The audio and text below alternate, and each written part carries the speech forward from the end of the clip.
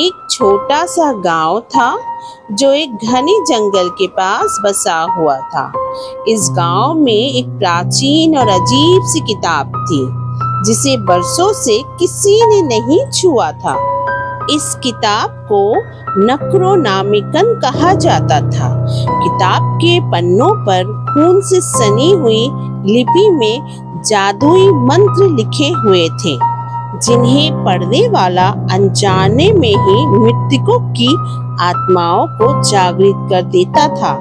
एक रात के अंधेरे में 4 दोस्त रवि, सीमा, अर्जुन और पूजा इस किताब की कहानी सुनकर जंगल में मस्ती करने गए। उन्होंने पुराने खंडरों में प्रवेश किया जहां ये किताब छिपी हुई थी।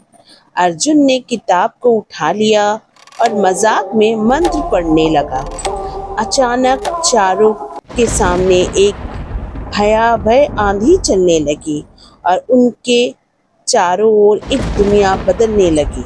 जंगल में हर पेड़ से खून बहने लगा और जमीन से मृतकों की विकृत आत्माएं उठने लगी।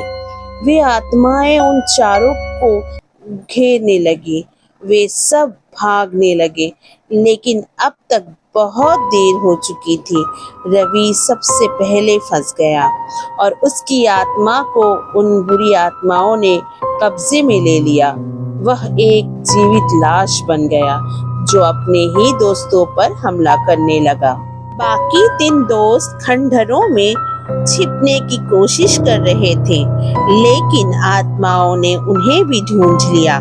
पूजा ने अपने जीवन की रक्षा के लिए किताब को जलाने की कोशिश की, लेकिन आग की लपटें भी उन आत्माओं को और प्रचंड बना रही थी। सीमा और अर्जुन भी एक-एक करके उन आत्माओं का शिकार हो गए। आखिर में केवल पूजा बची थी। वह बुरी तरह घायल हो चुकी थी और उसकी मौत निश्चित लग रही थी, लेकिन जैसे ही उसने हार मानने की सोची, उसने देखा कि खंडरों के नीचे एक गुप्त द्वार है। पूजा ने अपने आखिरी बल से द्वार खोला और अंदर प्रवेश कर गई।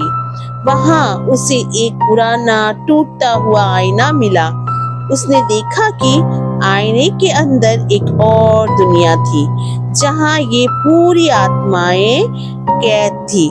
पूजा ने आईने को छुआ और तुरंत ही वो उस दूसरी दुनिया में खींच ली गई। जंगल अब शांत था।